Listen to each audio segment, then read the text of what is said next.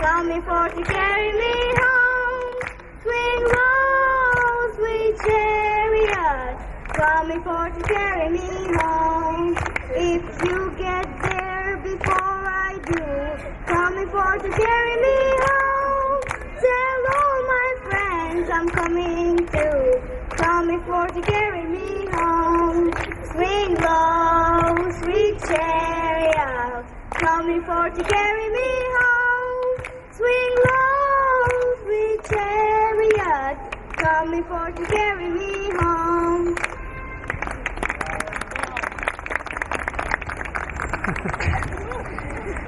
I have some very sad news for people who love peace all over the world, and that is that Martin Luther King was shot and was killed tonight in Memphis, Tennessee. Martin Luther King dedicated his life to love and to justice between fellow human beings. He died in the cause of that effort. For those of you who are black and are tempted to be filled with hatred and mistrust of the injustice of such an act, I would only say that I feel in my own heart the same kind of feeling. I had a member of my family killed, but he was killed by a white man. We need to make an effort to understand, to go beyond these rather difficult times. What we need in the United States is not division. What we need in the United States is not hatred, but it's love and wisdom and compassion toward one another, and a love of justice for those who still suffer within our own country, whether they be black or whether they be white. So I ask you tonight to return home and to say a prayer for the family of Martin Luther King, and more importantly, to say a prayer for your own country, which all of us love, a prayer full of understanding and compassion. In the 1970s and 1980s, the United States began to change drastically. Things were still not perfect between black people and white people, but hearts and minds were becoming more accepting of differences and more willing to work for equality. Black people were finally being given the chance to study at the same schools and work the same jobs as white people. Black people appeared on TV shows and in film more often. Black athletes were celebrated alongside their white teammates, and black singers and musicians became popular with audiences of all colors. It became harder to hate people who appeared nightly on your TV set or played daily on your radio.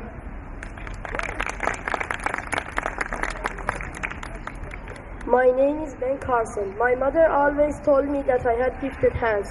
I put them to good use when I grew up to become a pediatric neurosurgeon at the most prestigious hospital in the USA.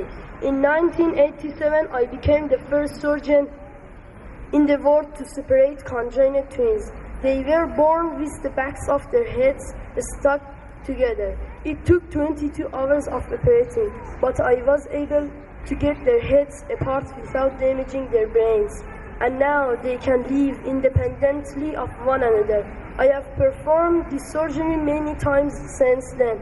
I have given many honors and awards, including the Presidential Medal of Freedom. At the time of my retirement, I was one of the most successful and respected surgeons in the world. I published a best-selling book about my life called Gifted Hands. This book was made into a basic cable TV movie of my life story, and I was played by Oscar winner Cuba Gooding Jr.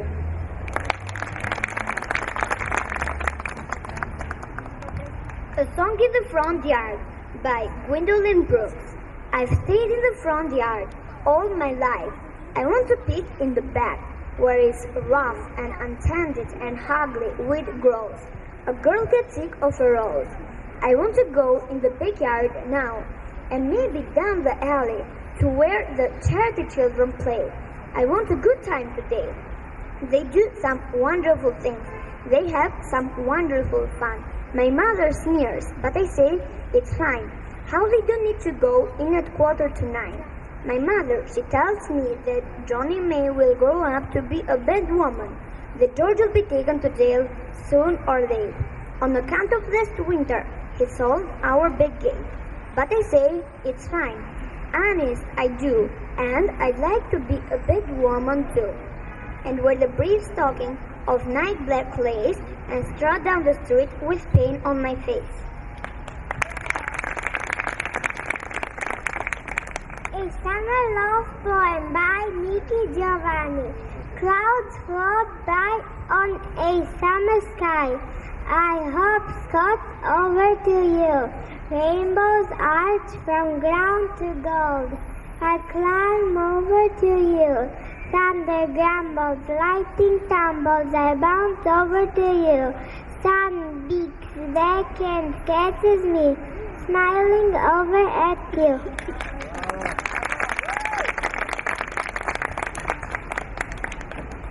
Obtaining a good education in America was very difficult for black people. For 200 years, it was against the law for black people to read or write in many parts of the U.S. Even when freed from slavery, they were prevented from attending good schools and often had to choose between helping their family on the farm or walking many miles a day to the nearest school for black students. Universities did not admit black students, so black-only universities were created. The first was Cheyney University of Pennsylvania, which was established before the Civil War in 1837. In 1869, Howard University established the first black law school, so black people could become lawyers too. In 1876, Meharry Medical College became the first black medical school, allowing black people to become doctors. Almost 100 years later, in 1854, the U.S. Supreme Court ruled that segregation was illegal and that black students could attend many schools they wanted.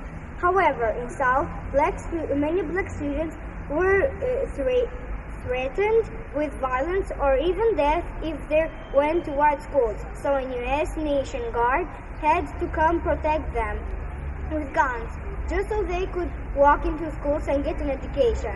It took many decades before black students had a truly equal access to education in USA, but in many parts of the country they still don't have it.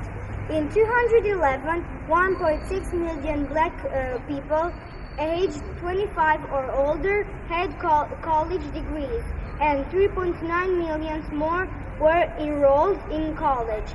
But this is a big step forward, but it's still lower than a nation average.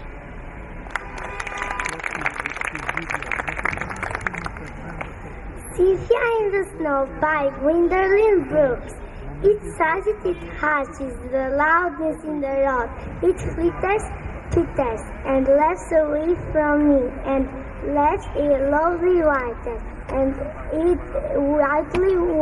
whitely wish away to be some other where, still whitely as milk or shirt, so beautiful it hurts.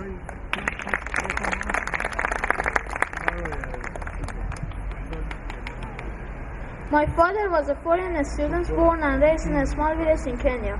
He grew up herding goats, went to a school in a tin roof shack. His father, my grandfather, was a cook, a domestic servant to the British. But my grandfather had larger dreams for his son. Through hard work and perseverance to study, my father got a scholarship to study in a magic place. America that shone as beacon of freedom and opportunity to so many who had came before him. While studying here, my father meets my mother. She was born in a town on the other side of the world in Kansas. My parents shared not only improbable love, they shared an abiding faith in the possibilities of this nation. They would give me an African name, Barak or Blessed, believing that in a tolerant America, your name is no barrier to success. They imagined me going to best schools in the land, even though they weren't rich, because in generous America you don't have to be rich to achieve your potential. And I stand here knowing my story is part of larger American story.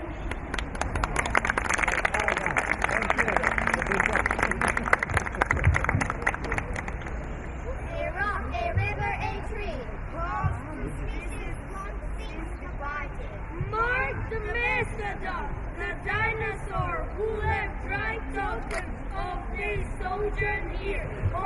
the planet's floor. Any broad alarm of their hasting doom is lost in the gloom of dust and ages. But today the rock cries out to us clearly, forcefully, come, you may stand upon my back and face your distant destiny, but seek no haven in my shadow. I will give you no more hiding place down here. You, created only a little lower than the angels, have crushed too long in the roosting darkness. Have lain too long, face down in ignorance. Your mouth spilling words, armed for slaughter.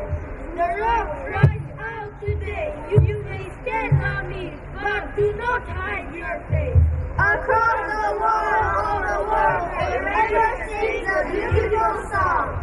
Come, rest here by my side. Each of you a bordered canopy, delicate and strangely made cloud, yet lasting perpetually under siege. Your arms, struggle for profit, have left colors of waste upon my shore, currents of debris upon my breast. Yet, today I call you to my riverside. If you will start the war no more, come, clad in peace, and I will sing the song the Creator gave to me when I and the tree and the stone were one. Before cynicism was a bloody spear across your brow, and when you yet knew, you still knew nothing. The river sings and sings on. There is a true yearning to respond to the singing river and the wise rock. To say the Asian, the Hispanic, the Jew, The American, the Asian, the American, the Sioux, The Catholic, the Muslim, the French, the Greek. the Irish, the rabbi, the priest, the sheep. the king, the slave, the preacher. Darkness, the homeless, the teacher. They hear, they all hear the singing of the tree. Today, the first and last of every tree speaks to humankind. Come to me, here beside the river. Plant yourself beside me, here beside the river.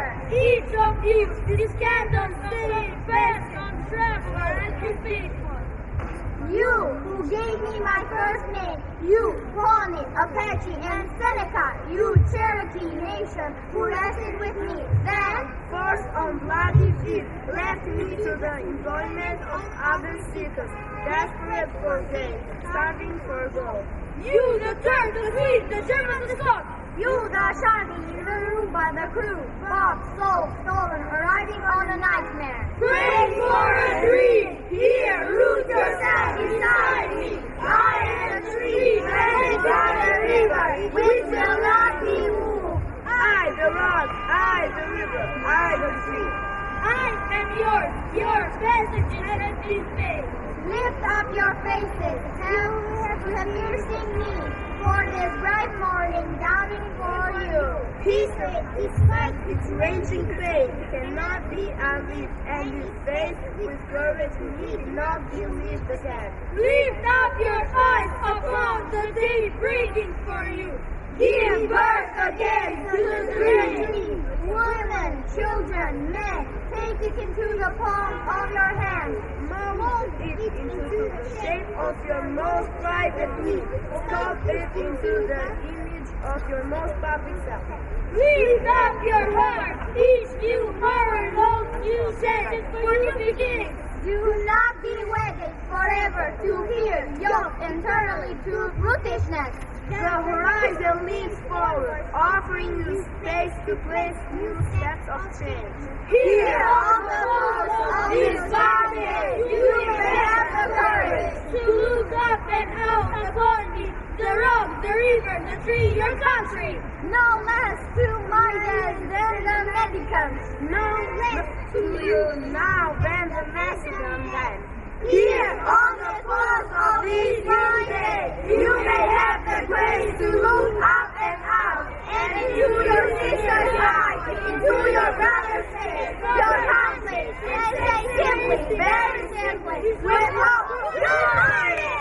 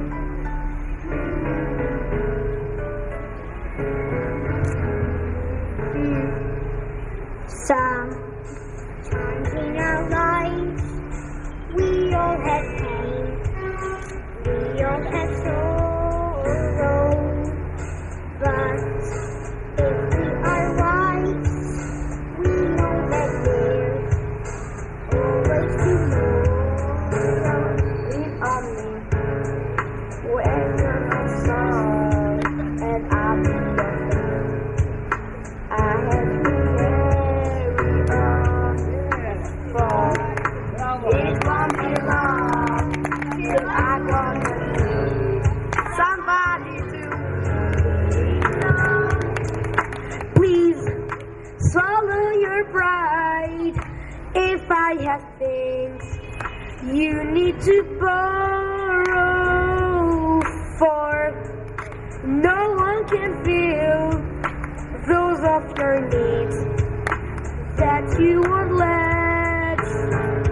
So you just call on me, brother, when you need a hand. We all need somebody to lean on. I just might have a problem that you'll understand. We all need somebody to lean on me.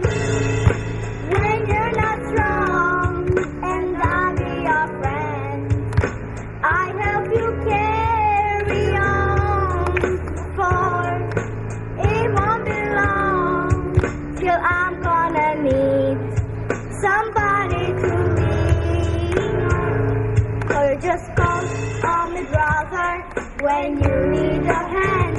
We all need somebody to lean on. I just might have a problem that you'll understand. We all need somebody to lean on. If there is a load you have to bear that you can carry, I'm right up the road.